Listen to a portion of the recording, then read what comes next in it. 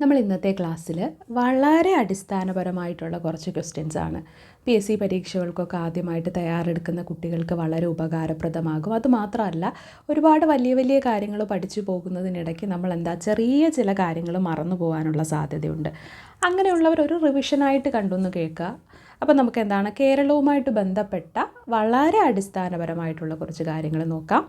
ഇതിൽ കുറച്ച് കണക്കുകളൊക്കെ പറയുന്നുണ്ട്. അതൊക്കെ 2011 സെൻസസ് പ്രകാരമാണ് കേട്ടോ. ഇതിൽ പല ജില്ലകളുടെയും ജില്ലകൾക്ക് കൊടുക്കുന്ന സ്ഥാനങ്ങളൊക്കെ ഉണ്ട്. അതൊക്കെ 2011 സെൻസസ് പ്രകാരം ഉള്ളതാണ്. അതൊന്ന് മനസ്സിലാക്കി വെക്കുക.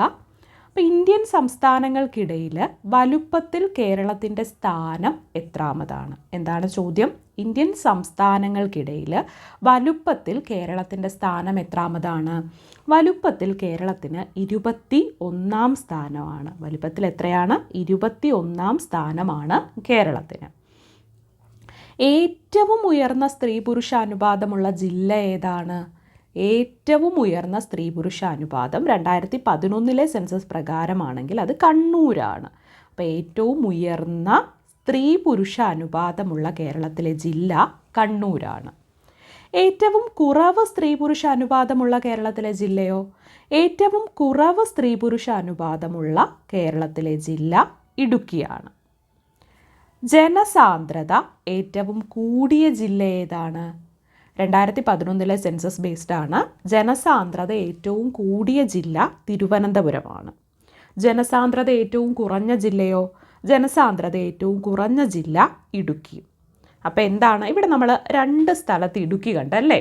കേരളത്തിൽ ഏറ്റവും കുറവ് സ്ത്രീ പുരുഷ അനുപാതമുള്ള ജില്ലയും ഏറ്റവും കുറഞ്ഞ ജനസാന്ദ്രതയുള്ള ജില്ലയും ഇടുക്കിയാണ്. അതൊന്ന് കണക്ട് ചെയ്ത് വെച്ച് പഠിക്കാം അല്ലേ? കേരളത്തിൽ ഏറ്റവും കുറവ് സ്ത്രീ പുരുഷ അനുപാതമുള്ള ജില്ല ഇടുക്കിയാണ്. കേരളത്തിലെ ഏറ്റവും കുറവ് ജനസാന്ദ്രതയുള്ള ജില്ലയും ഏതാണ്? ഏറ്റവും കുറഞ്ഞ ജനസാന്ദ്രതയുള്ള ജില്ലയും ഇടുക്കിയാണ്. ഇന്ത്യൻ സംസ്ഥാനങ്ങൾക്കിടയിൽ വലുപ്പത്തിൽ നമ്മുടെ കേരളത്തിൻ്റെ സ്ഥാനം എത്രയാണ്? വലുപ്പത്തിൽ കേരളത്തിൻ്റെ സ്ഥാനം 21ആണ്. ഏറ്റവും ഉയർന്ന സ്ത്രീ പുരുഷ അനുപാതമുള്ള ജില്ല ഏതാ? ഏറ്റവും ഉയർന്ന സ്ത്രീ പുരുഷ അനുപാതമുള്ള ജില്ല കണ്ണൂരാണ്. ഏറ്റവും കുറവ് സ്ത്രീ പുരുഷ അനുപാതമുള്ള ജില്ല ഇടുക്കിയാണ്. ജനസാന്ദ്രത ഏറ്റവും കൂടിയ ജില്ല ഏതാ? ജനസാന്ദ്രത ഏറ്റവും കൂടിയ കേരളത്തിലെ ജില്ല തിരുവനന്തപുരമാണ്. ജനസാന്ദ്രത ഏറ്റവും കുറഞ്ഞ കേരളത്തിലെ ജില്ല ഇടുക്കിയാണ്. കേരളത്തിൽ നിന്നുള്ള ആകെ പാർലമെൻറ്റ് അംഗങ്ങൾ എത്രയാ? കേരളത്തിൽ നിന്നുള്ള ആകെ പാർലമെൻറ്റ് അംഗങ്ങൾ 29 കേട്ടോ. എത്രയാണ്? 29. കേരളത്തിൽ നിന്നുള്ള ആകെ പാർലമെൻറ്റ് അംഗങ്ങൾ എത്രയാണ്? 29. കേരളത്തിലെ ലോക്സഭാ മണ്ഡലങ്ങൾ എത്രയാണെന്നറിയാമോ? കേരളത്തിലെ ലോക്സഭാ മണ്ഡലങ്ങൾ 20. എത്രയാണ്? 20 കേരളത്തിലെ ലോക്സഭാ മണ്ഡലങ്ങൾ. കേരളത്തിൽ നിന്നുള്ള രാജ്യസഭാ അംഗങ്ങൾ എത്രയാ?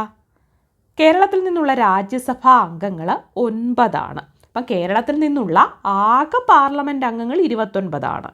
കേരളത്തിലെ ലോക്സഭാ മണ്ഡലങ്ങൾ എത്രയാ? 20. കേരളത്തിൽ നിന്നുള്ള രാജ്യസഭാ അംഗങ്ങളോ? 9 അല്ലേ? ലോക്സഭയിലെ കേരളത്തിലെ സംവരണ മണ്ഡലങ്ങൾ ഏതെല്ലാമാണ്? ലോക്സഭയിലെ കേരളത്തിലെ സംവരണ മണ്ഡലങ്ങളാണ് മാവേലിക്കരയും ആലത്തൂരും. മാവേലിക്കരയും ആലത്തൂരുമാണ് ലോക്സഭയിലെ കേരളത്തിലെ സംവരണ മണ്ഡലങ്ങൾ. അപ്പം കേരളത്തിൽ നിന്നുള്ള ആകെ പാർലമെൻറ്റ് അംഗങ്ങൾ 29. കേരളത്തിലെ ലോക്സഭാ മണ്ഡലങ്ങൾ 20. കേരളത്തിൽ നിന്നുള്ള രാജ്യസഭാ അംഗങ്ങൾ 9.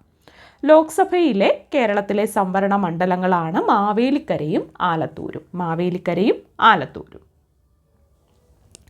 കേരളത്തിലെ ആകെ നിയമസഭാ മണ്ഡലങ്ങൾ എത്രയാ? കേരളത്തിലെ ആകെ നിയമസഭാ മണ്ഡലങ്ങൾ 140. കേരളത്തിലെ ആകെ നിയമസഭാ മണ്ഡലങ്ങൾ എത്രയാണ്? 140. ഏറ്റവും കൂടുതൽ നിയമസഭാ മണ്ഡലങ്ങളുള്ള ജില്ല ഏതാണെന്നറിയാമോ? ഏറ്റവും കൂടുതൽ നിയമസഭാ മണ്ഡലങ്ങളുള്ള ജില്ല മലപ്പുറം ജില്ലയാണ്. ഏതാണ്? ഏറ്റവും കൂടുതൽ നിയമസഭാ മണ്ഡലങ്ങളുള്ള ജില്ല മലപ്പുറമാണ്. ഏറ്റവും കുറച്ച് നിയമസഭാ മണ്ഡലങ്ങളുള്ള ജില്ല ഏതാണെന്നറിയാമോ? ഏറ്റവും കുറവ് നിയമസഭാ മണ്ഡലങ്ങളുള്ള ജില്ല വയനാടാണ്. ഏതാണ്? വയനാട്. ഏറ്റവും കൂടുതൽ നിയമസഭാ മണ്ഡലങ്ങളുള്ളത് മലപ്പുറത്തിനും ഏറ്റവും കുറച്ച് നിയമസഭാ മണ്ഡലങ്ങളുള്ളത് വയനാടുമാണ്. നിയമസഭയിലെ ആകെ സംവരണ മണ്ഡലങ്ങൾ എത്രയാ? 16 നിയമസഭയിലെ ആകെ സംവരണ മണ്ഡലങ്ങൾ കേരളത്തിൽ നിന്നുള്ളത് 16 കേട്ടോ. അപ്പം കേരളത്തിലെ ആകെ നിയമസഭാ മണ്ഡലങ്ങൾ 140. ഏറ്റവും കൂടുതൽ നിയമസഭാ മണ്ഡലങ്ങളുള്ള ജില്ല മലപ്പുറവും ഏറ്റവും കുറച്ച് നിയമസഭാ മണ്ഡലങ്ങളുള്ള ജില്ല വയനാടുമാണ്. നിയമസഭയിലെ ആകെ സംവരണ മണ്ഡലങ്ങൾ കേരളത്തിൽ നിന്നുള്ളത് 16. ആ 16 കേരള നിയമസഭയിലെ പട്ടികജാതി സംവരണ മണ്ഡലങ്ങൾ 14. എത്രയാണ്? പട്ടികജാതി സംവരണ മണ്ഡലങ്ങൾ 14. പട്ടികവർഗ സംവരണ മണ്ഡലങ്ങളോ? കേരളത്തിലെ പട്ടികവർഗ സംവരണ നിയമസഭാ മണ്ഡലങ്ങൾ 2.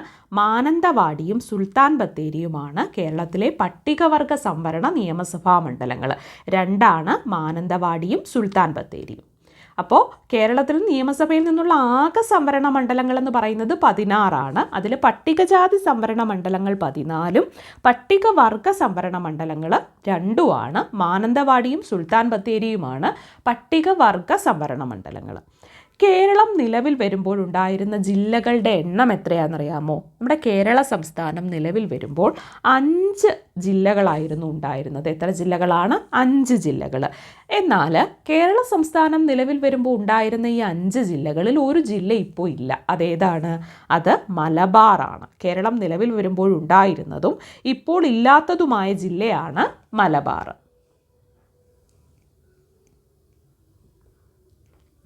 ഏറ്റവും ഒടുവിലായിട്ട് രൂപം കൊണ്ട കേരളത്തിലെ ജില്ല ഏതാണ്? ഏറ്റവും ഒടുവിലായിട്ട് രൂപം കൊണ്ട കേരളത്തിലെ ജില്ലയാണ് കാസർഗോഡ്. കാസർഗോഡാണ് ഏറ്റവും ഒടുവിലായിട്ട് രൂപം കൊണ്ട കേരളത്തിലെ ജില്ല. അപ്പോൾ ഏറ്റവും ഒടുവിലായിട്ട് രൂപം കൊണ്ട കേരളത്തിലെ ജില്ല ഏതാണ്? കാസർഗോഡാണ്. കേരളത്തിൽ അതായത് 14ാമതായിട്ട് രൂപം കൊണ്ട ജില്ലയാണ് കാസർഗോഡ്. കേരളത്തിൽ 13ാമത്തെ ജില്ല ഏതാ? കാസർഗോഡിന് തൊട്ടു മുൻപ് രൂപം കൊണ്ട ജില്ല ഏതാ? അത് പത്തനംതിട്ടയാണ് കേട്ടോ.